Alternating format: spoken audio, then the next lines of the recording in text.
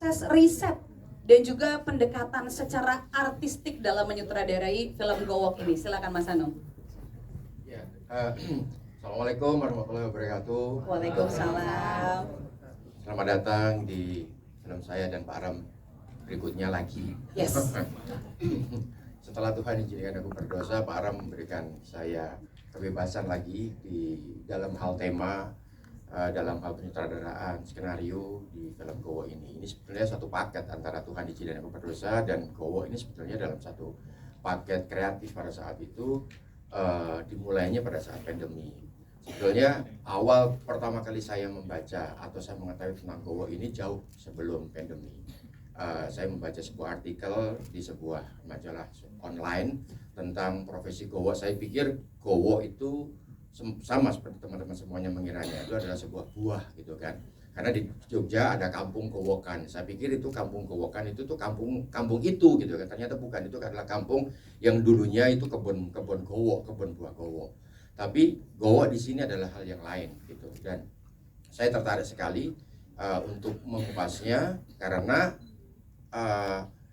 Gowo ini ngajarin laki-laki bagaimana cara memahami tubuh perempuan, tubuh pasangannya, sehingga pada saat malam pertama nanti dia bisa menjadi lelanangin jagat, menjadi laki-laki perkasa yang bisa membahagiakan perempuan. Ini hal yang opposite, keterbalikan seperti yang saya pahami selama ini. Saya kan orang Jawa, saya juga Islam. Saya dididiknya nggak begitu. Jadi dididiknya adalah apalagi laki-laki, anak pertama. Saya anak pertama kebetulan, jadi orang tua saya, bapak saya juga laki-laki sendiri di keluarganya. Jadi bapak saya menurunkan warisan pendidikan ke saya, bahwa laki-laki itu harus dihormati oleh adik-adiknya yang perempuan, nanti kelak akan dihormati oleh istrinya, sampai kemudian mendarah daging. Sampai waktu itu saya itu kalau dipegang kepala saya oleh perempuan gitu kan, saya pasti marah gitu. Ya itu karena saking mendarah dagingnya. Nah, artikel ini mengubah pandangan saya, benar-benar mengubah pandangan saya. Awalnya saya resisten, masa sih ini cuma begitu. Ternyata ketika saya membaca Serat Centini, waktu itu Serat Centininya Elizabeth Inandiak ya, itu mengupas tentang bagaimana Among-Rogo ketika melakukan melakukan manunggal lingkap Gusti, artinya melakukan tirakat untuk mendekatkan diri pada Tuhan pada saat hubungan seksual.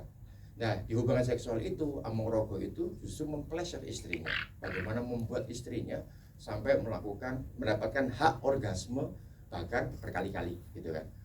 Jadi ini yang membuat saya akhirnya terus kok begini ya gitu kan, beda gitu kan. Dan ternyata dirujuk kemudian di di Quran ternyata juga ada di beberapa ayat surat Al-Baqarah, An-Nisa juga ada di situ.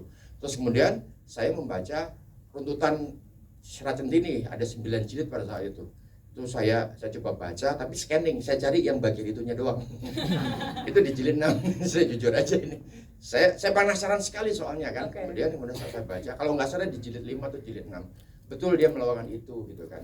Jadi saya mengambil intisari ini sebetulnya dari buku-buku Serat Centini tersebut.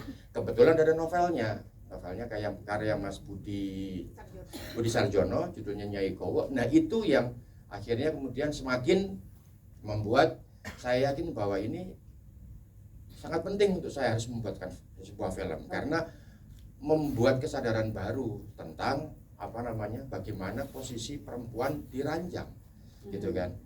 Memang secara secara tugas di rumah itu adalah wilayahnya perempuan, mendidik anak, terus kemudian memasak, pokoknya itu adalah tugasnya perempuan menurut Jawa ya. Bukan menurut Jawa, ada Jawa itu rumah itu adalah kerajaannya perempuan, sementara laki-laki itu ada di teras dan dunia luar.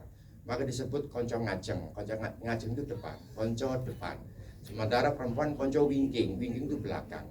Artinya konco wingking di belakang itu bukan berarti dia rendah, karena di dalam peribadatan umat Islam pun perempuan kan ada di belakang, laki-laki di depan. Bukan yang di belakang itu rendah, sementara yang di depan adalah baik. Bukan, karena itu adalah sebuah bagian bagian organisasi kerumah tanggaan di situ. Tanpa adanya konco wingking, konco ngajeng tidak akan bisa berbuat apa-apa. Tanpa adanya konco ngajeng, konco wingking juga tidak terlindungi. Kan tugasnya laki-laki kan di depan sebagai konco ngajeng kan dia memproteksi rumah tangga, gitu kan.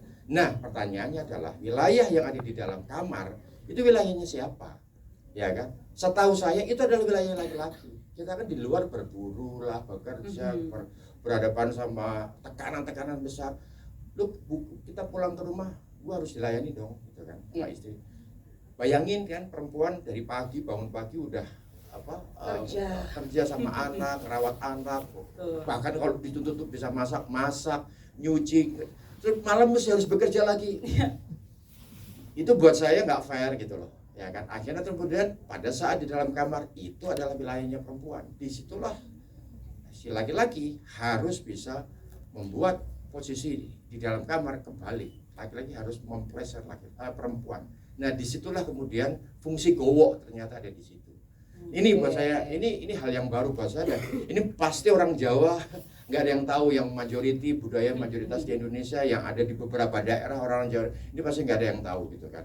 Dan itu yang saya tertarik, ini harus membuat film tentang ini. Dan Pak Ram lagi-lagi mau aja, ya kan? Nggak ada belum mau.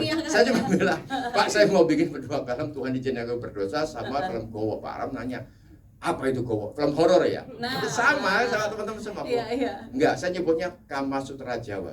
Ya, karena Pak Ram tahu tentang Kama Sutra ya. Mau seberapa besar itunya, apa namanya, adegannya mau kayak apa? Aduh, saya bilang, entar dulu Pak, jangan ngomongin adegannya, entar dulu. Suka nggak? Suka. Akhirnya ya udah, kita langsung tancap gas, kita bikin skenario nya dan hasilnya seperti yang teman-teman semua saksikan. Terima kasih.